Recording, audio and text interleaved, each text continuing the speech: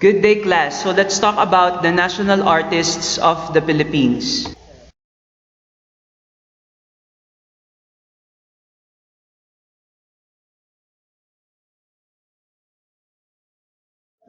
For the objectives of our lesson for today, first, we have explaining Filipino artists' roles and identify their contribution to contemporary arts. Next is to identify the Filipinos who are honored the Order of National Arts. Next is explain the criteria and qualifications for naming the national artists. Appreciate efforts of individuals in pursuit in the development of arts and letters. And last, value the honor and prestige of the award given to such artists of the government. Let's go to our first topic, which is the artists in the contemporary arts. According to Dr. Nicanor Tiongson, there is a vital role played by contemporary artists in creating art that will contribute to social change by enlightening viewers and audiences about the nature and causes of the problems faced as Filipinos today. It is with the word enlightenment that gives the artist responsibility in their craft. So ano po ang ibig sabihin ni Dr. Tiongson? Ano po ang challenge niya sa mga artists? So Dr. Tiongson challenges the artists to create art that has social and politic relevance, a kind of art that will contribute to an awareness of present realities and conditions of society. So yun po ang challenge or ibig sabihin ni Dr. Tiongson. All in all, contemporary Filipino artists have a responsibility to create art that would enlighten people of the current conditions of the society. Ano ba ang nangyayari ngayon sa ating bansa? So for our second topic, an artist for the nation. In 1972, Fernando Amorsolo was named as the first national artist of the Philippines. Siya yung kauna-unahang national artist ng ating bansa. So ano po ang ginagawa ni Fernando Amorsolo? He is inclined in painting. The National Artist Award is a great honor given to the Filipino whose life and works have contributed to the advancement of country's arts and letters. So take note, the national artist then became part of the prestigious roster of the Order of the National Artists. NCCA and CCP jointly administer the nomination and selection of the chosen and exemplary artists who are conferred by the President of the country.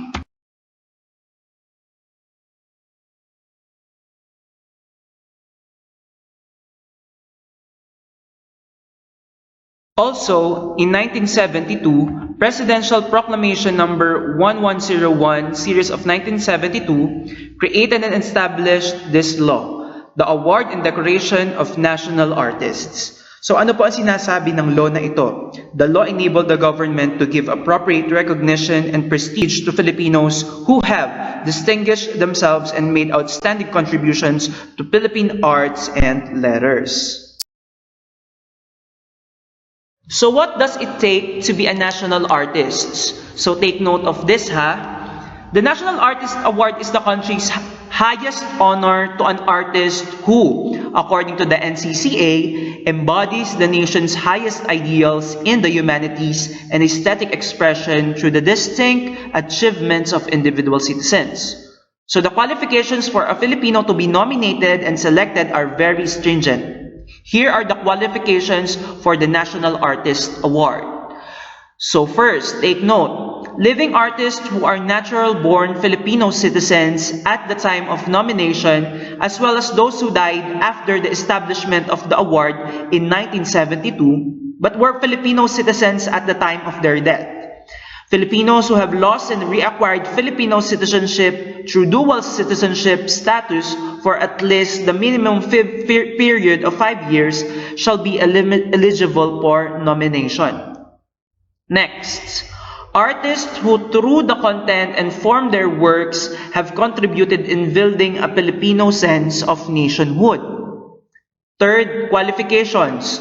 Artists who have pioneered in a mode of creative expression or style, thus earning distinction and making an impact on succeeding generations of artists. Fourth, artists who have created a substantial and significant body of works and are consistently displayed excellence in the practice of their art form, thus enriching artistic expression or style. And the last, fifth, artists who enjoy broad acceptance through the following. First, prestigious national and/or international recognitions such as the Gawad CCP para sa sining, CCP 13 Artists Award, and NCCA Alab ng Haraya. Second, critical acclaim and/or reviews of their works. And the last is to respect and esteem from peers. So what does the award give? Ano ba ang binibigay nito sa mga mahihirang na national artists? So again, class, take note of this. As National Artist of the Philippines, the individual is recognized for his or her contribution to the Philippine arts. According to NCCA, the national artist will be given the following. So ito na. Una, the rank and title of national artist as proclaimed by the President of the Philippines. So ang unang matatanggap ng mahihirang na national artist is the rank and title of being a national artist at ito ay proclaimed pa by the President of the Philippines. Okay. Sunod, the National Artist Gold-Plated Medallion minted by the Bangko Sentral ng Pilipinas and citation. So, ang makakatanggap rin ang nahirang na national artist ng gold-plated medallion na inukit pa ng Bangko Sentral ng Pilipinas. The third, ito na, lifetime emolument and material and physical benefits comparable in value to those received by the highest officers of the land, such as the following. Okay.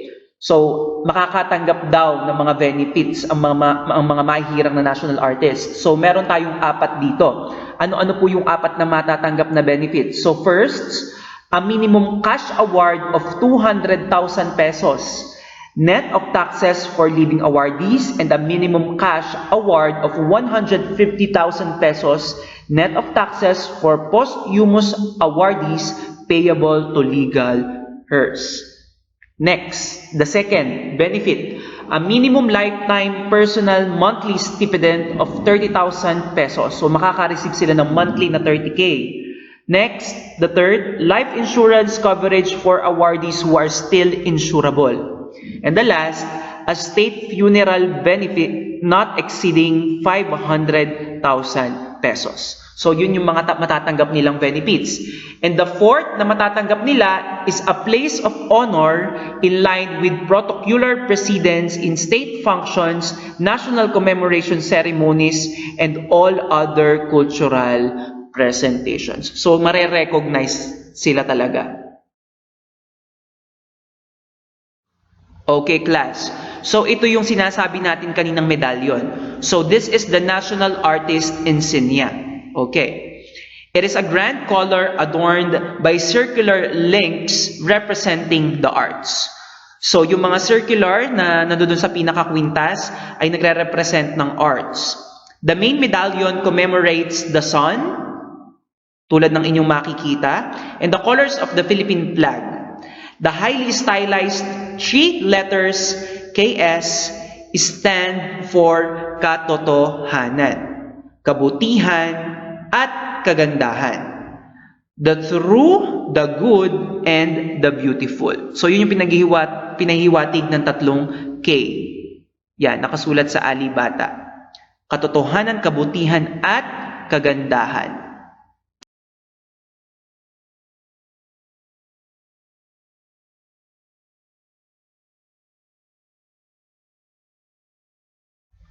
So, who are named national artists of the Philippines? So, sino-sino ba sila? So, the following are the talented Filipino artists in the field of music, dance, theater, visual arts, literature, film, broadcast arts, and architecture, given the honor of being part of the Order of the National Artists. So, tingnan natin. So, in 1972, Fernando Amorsolo, ang category niya is visual arts or painting. Kanina nga, yun yung sinabi natin yung pinakauna. 1973, we have Francisca Reyes Aquino for dance, Amado B. Hernandez for literature, Antonio J. Molina for music, Juan Akpil for architecture, Guillermo E. Tolentino for visual arts, sculpture, and Jose Garcia Villa for literature. In 1976 naman, we have Napoleon B. Abueva for visual arts, mainly for sculpture, Leonor Orosa Goquinco for dance, Nick Joaquin for literature, Jovita Puentes for music, Victorio C. Edades for visual arts painting, Pablo Antonio for architecture. In 1981 naman, Vicente Manansala for visual arts, mainly in painting. Now, in 1982, we have Carlos P. Romulo for literature, Gerardo de Leon for film. In 1987, we have Honorata Atang de la Rama. She is for theater and music. In 1988, we have Antonio R. Buenaventura for music and Lucrecia Reyes Urtula for dance. In 1989, we have Lucrecia R. Casilag for music. And in 1990, we have Francisco Arcelana for literature. Okay, kasunod noon, we have also Cesar Legaspi for visual arts or mainly in painting, Leonardo B. Locsin for architecture, Hernando R. Ocampo for visual arts, mainly on painting again, and Lucio D. San Pedro for music. In 1997, we have Lino Bruca for film, Felipe Padilla de Leon for music, Wilfredo Maria Guerrero for theater. Rolando S. Tino for theater and literature, and V.M. Gonzalez for literature, Levi Celerio for music and literature, Arturo R. Luz for visual arts painting, Jose Maceda for music, Carlos Quirino historical literature. In 1999, J. Elizalde Navarro for visual arts, Hernani Joson Cuenco for music, Andrea O. Veneracion for music, Edith L. Tiempo for literature, Daisy Avellana for theater, and in 2001 we have Ismael Bernal for film, Severino Montano for theater, F. Shonil Jose for literature. Ang Kiuok for visual arts painting. In 2003, we have Jose T. Hoya for visual arts painting, Virgilio S. Almario for literature, Alejandro R. Rosas for literature, Eddie S. Romero for film and broadcast arts, Salvador F. Bernal for theater and design. 2006, we have Ben Cab for visual arts painting. We have Abdul Mari Asia Imao for visual arts sculpture, Bienvenido Lumbrera for literature, Ramon Obusan for dance, I.P. Santos architecture or main in landscape, Fernando Po Jr., yung kilalang-kilala natin na aktor, dating aktor, si The King, and his category is for film, Ramon Valera architecture. In 2009, we have Manuel Conde for film and broadcasts. Also, we have Lazaro Francisco for literature, Federico Aguilar Alcuaz, visual arts, painting, sculpture, and mixed media. In 2014, we have Alice Reyes for dance, Francisco Coching for visual arts, Cirilo F. Bautista for literature, Francisco Feliciano for music, and Jose Maria Zaragoza for architecture. So, yon, ang dami So, inyo lang siyang basa-basahin, okay? Balik-balikan nyo lang siya. So, to wrap it up, okay? Contemporary artists play an important role in enlightening the people. So, ang mga artist na ito, or tayo bilang artist, mabibilang din kasi natin ang sarili nating artists. We play an important role in enlightening the people. Kung may gusto tayong ipahayag or ipamulat sa kanila, we can do it by the use of arts, okay? So the contribution of exemplary artists in nation building is duly recognized through the Order of the National Artists, okay? The NCCA and the CCP are government institutions that are tasked to facilitate the process of nomination and selection of national artists. So tatandaan yan, na always ang NCCA and CCP, sila yung nagtatalaga, sila yung nagno-nominate, sila yung nagseselect kung sino ba yung pwede talagang national artists. Since 1972, the award has recognized by Filipinos who have dedicated their lives in the production and promotion of the Philippine arts. So now let's talk about the national artist of the Philippines for literature. So dito pag-uusapan natin kung sino-sino ba yung mga national artists natin for literature. So, Philippine literature is a rich group of literary works that has developed along with the country's history. So, na-develop ang Philippine literature along with our history ng ating bansa.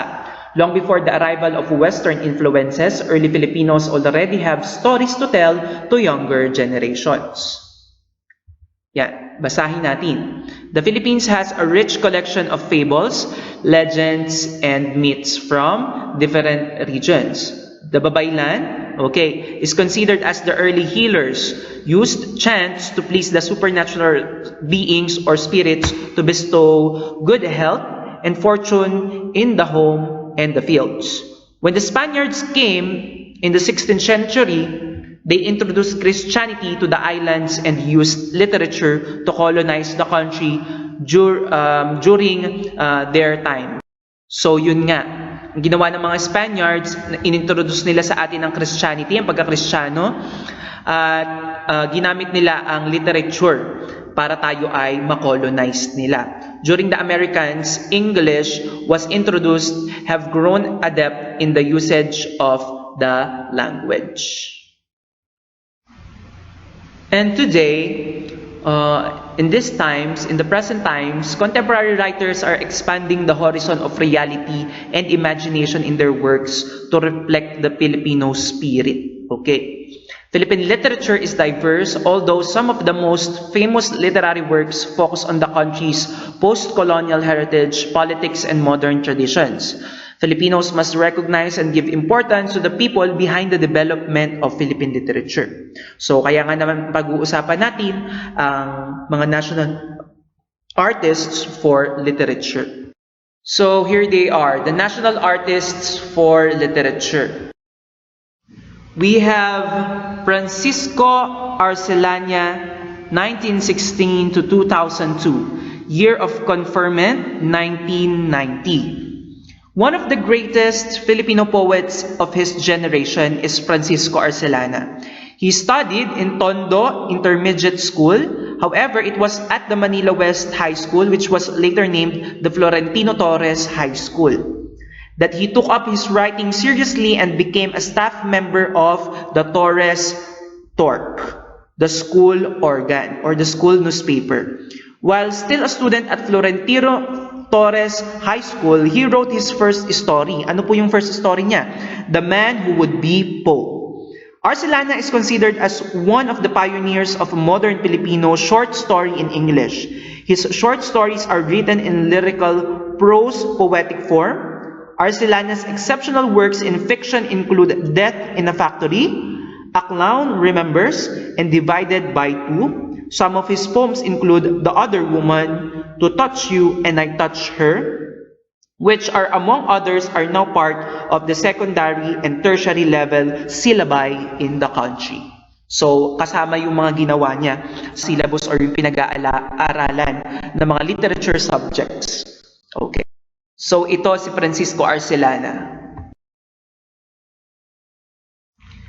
Next, we have Nestor Vicente Madali Gonzales or NVM Gonzales, 1915 to 1999. Year of conferment is 1997.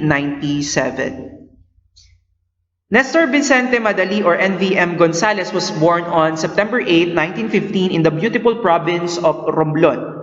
In 1948, NVM Gonzales received a Rockefeller Foundation Fellowship, which allowed him to study in Stanford University and Columbia University. He is famed poet, short story writer, essayist, professor, and recipient of numerous recognitions. 2 years before his death, he was proclaimed as a national artist for literature. Some of his famous works are the following: The Winds of April in 1941, A Season of Grace in 1956, and The Bamboo Dancers in 1988. His exemplary works have been published in several languages including Filipino, English, Chinese, German, Russian, and Indonesian. And this is the picture of NVM Gonzalez. So, punta naman tayo kay Nick Joaquin, 1917 to 2004. Year of conferment is 1976. Nick Joaquin's literary works are prolific and unparalleled. He is considered by many as the people's writer because his passion for writing embraced the manifold being of Filipinos. Nick Joaquin's first short story dealt with the vaudeville of Manila, The Sorrows of Vaudeville, published in 1937 by the Sunday Tribune magazine. He worked as a journalist for most of his life, pioneering literary journalism. Literary journalism is the reportage of actual events that employs literary techniques. He became national artist in 1976. Some of his renowned works are The Woman Who Had Two Navels, a portrait of the artist as Filipino, an elegy in 3 scenes, Manila, My Manila, a history for the young, The Ballad of the 5 Battles, Rizal in Saga, a life for the student fans, Almanac for Manileños, and Cave and Shadows. Nick Joaquin used the pen name Quijano de Manila for some of his works. Take note of that. So this is Nick Joaquin or Quijano de Manila. So ngayon ay pag-usapan na naman natin si Francisco Sionil Jose. F. Sionil Jose, year of birth is 1924, year of conferment 2001. Francisco Sionil Jose is a prolific Filipino writer whose works have been translated in more than 20 languages. So biruin niyo yun, 20 languages. His literary works represent the social underpinnings of class struggles and colonialism in the society. One of his popular novels, The Pretenders, is the story of one man's separation from his poor background and the dissipation of his wife's prosperous family. Perhaps his most famous work is the Rosales Saga that includes The Pretenders, 3, My Brother, My Executioner, Mass, and Poon. The Rosales Saga captures the sweep of Philippine history while simultaneously narrating the lives of generations of the Samsons whose personal lives intertwine with the social struggles of the nation. At ito ang itsura ni Francisco Sionil Jose. So yan, mapapansin niyo na parang ang dami-dami. So madami pang kasunod. So pag-usapan na natin si Jose Garcia Villa, 1908-1997, a year of conferment is 1973. So Jose Garcia Villa is considered as a powerful literary influence in the country. Many people think that his personality and writing style are eccentric. If you will study Villa's work, you will notice his use of comma in every word. Villa described this style as similar to Seurat's architectonic and measured pointillism. Pointillism. What is pointillism? This is a painting technique in which the artist uses small, distinct dots of pure color to create an image.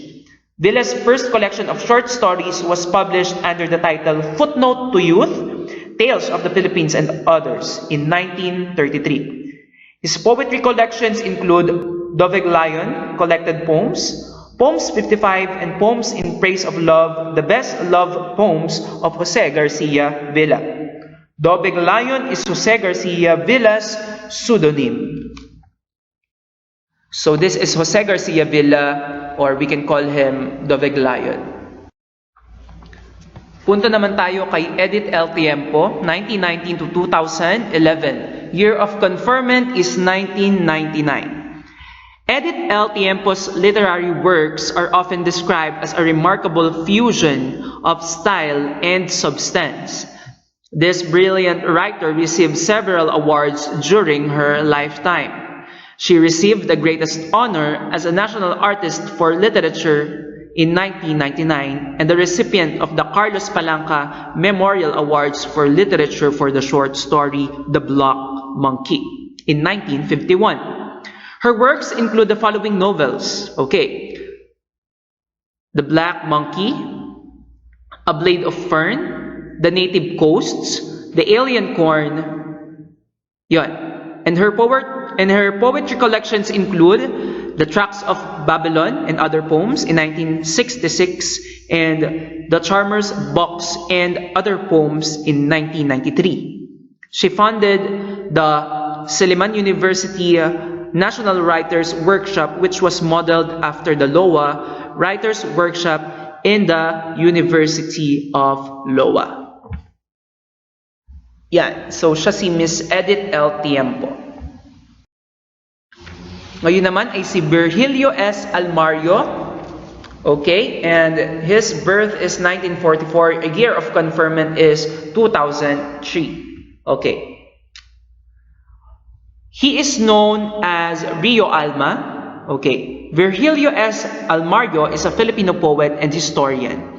He was born on March 9, 1944 in San Miguel de Mayumo, Bulacan. He has translated for theater production some of the famous plays of Nick Joaquin and international literary artists such as Bertolt Brecht and Maxim Gorky. His translations of Jose Rizal's Noli Me Tangere and El Filibusterismo were considered by the Manila Critics Circle as the best version. His works in poetry include Makinasyon, Peregrinacion, the trilogy Doktrinang Anak Pawis, Mga Retrato at Recuerdo, and Muli sa Kandungan ng Lupa. This is Virgilio S. Almario or Rio Alma. Punta naman tayo kay Mr. Amado V. Hernandez, 1903 to 1970. Year of conferment is 1973. Okay. This courageous Filipino writer was well known for his disapproval of social injustices in the country. So, hindi siya pabor or galit siya dun sa mga hindi makatarungan na nangyayari sa ating bansa. He was later imprisoned for his participation in the communist movement. He firmly believed that the writers play an important role in society, acting as the conscience of society and to affirm the greatness of the human spirit in the face of iniquity and oppression. He wrote his novel, Mga Ibong Mandaragit, while in prison. Other notable works by Amado V. Hernandez include the following: Bayang Malaya, Isang Di Panglangit, Luha ng Buwaya, Tudla at Tudling, Katipunan ng mga Nalathalang Tula in 1921 to 1970, Langaw sa Isang Basong Gatas at Iba Pang Kwento, and Magkabilang Mukha ng Isang Bagol at Iba Pang Akda. He was married to another national artist, Filipino actress Atang de la Rama. And this is Amado V. Hernandez.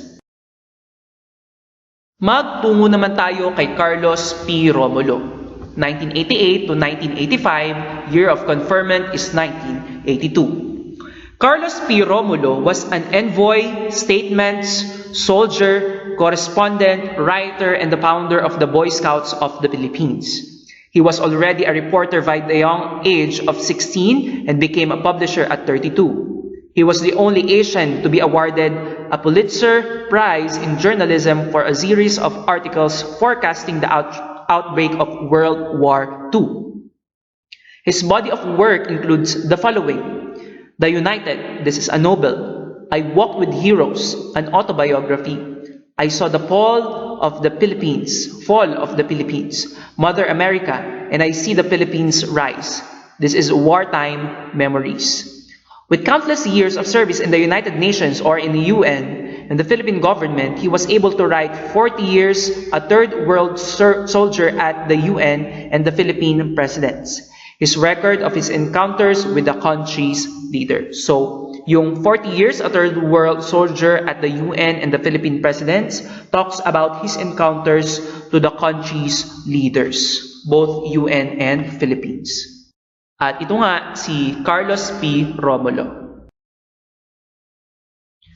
Ngayon naman ipag-usapan natin si Carlos L. Quirino. Carlos L. Quirino is one of the most talented biographers of his time. He was the first Filipino to be recognized as the national artist in historical literature in 1997. Quirino obtained his journalism degree from the University of Wisconsin at Madison in 1931. He wrote Man of Destiny in 1935, a biography about the second president of the Philippines, which is Manuel L. Quezon. This book, President of the Philippines, this book is a valuable addition to Philippine literature as its subject was undoubtedly one of the most brilliant leaders of the country. So yun nga si Manuel L. Quezon. Quirino then spent some of his years working as an assistant to President Elfidio Quirino, who helped him study law until he passed the bar in 1940. Most of Quirino's topics covered war, politics, art, business, and agriculture. And this is Carlos L. Quirino. We have Alejandro R. Roses, 1924 to 2011, year of conferment 2003. Alejandro R. Roses was an exceptional writer of comic short stories. One of his finest literary works is My Brother's Peculiar Chicken.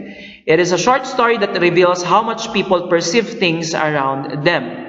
This particular story won an award in the University of Arizona and was listed in Martha Foley's Best American Short Stories. Roses also wrote several newspaper columns. He has always focused on the derelict aspects of the country's cultural heritage. His works have been published in a variety of international publications. Roses is also a multi-awarded writer, receiving honors and recognitions including the Rizal Pro Parsha Award and the Gawad CCP para sa sini. And this is Sir Alejandro R. Roses. Ngayon naman, our third national artist to the last. This is Lazaro Francisco, 1898 to 1980. Year of conferment is 2009. Okay. Lazaro Francisco is considered to be an icon in Tagalog writing through his nationalist and social criticisms. In 1958, he founded the Kapatiran ng mga Alagad ng Wikang Pilipino or Kawika. His works include the novels Binhi at Bunga, Cesar, Ama, Bayang Nagpatiwakal, Sa Paanan ng Krus, Ang Pamana ng Pulubi, and Bago Lumubog ang Araw. He also wrote short stories including Deo, Ang Veterano, Ang Idolo, and Kapulungan ng mga Pinagpala. In 1979, the Ateneo de Manila University awarded Francisco the Tanglaw ng Lahi Award for his works. And this is Lazaro Francisco. And now, this is the second to the last. He is Bienvenido Lumbrera, 1932, year of conferment 2006. Bienvenido Lumbrera is an award-winning poet, librettist, and scholar. He has published numerous literary and creative works including Likhang Diwa in 1993, Balaybay, Mga Tulang Lunot at Manibalang 2002, Sa Sariling Bayan, Apat na Dulang May Musika 2004, and Agunias sa Hacienda Luisita, Pakikiramay in 2004. His scholarly work in the field of literary history and criticism are foundational texts in Philippines colleges and universities. Ito yung mga yon. Tagalog poetry in 1570 to 1898, tradition and influences in its development, Philippine literature, a history and anthology, revaluation, essays on Philippine literature, and writing the nation or pag-akda ng bansa. And this is Mr. Bienvenido Lumbrera. For the last one, pag-usapan natin si Cirilo F. Bautista, 1941. Year of conferment is 2014. Okay. Cirilo Bautista is a highly praised poet, fictionist, and essayist. He is also a Palanca Hall of Famer, winning countless awards and honors, including the National Book Award, Gawad Jose Corazon de Jesus, and Gawad CCP para sa sini.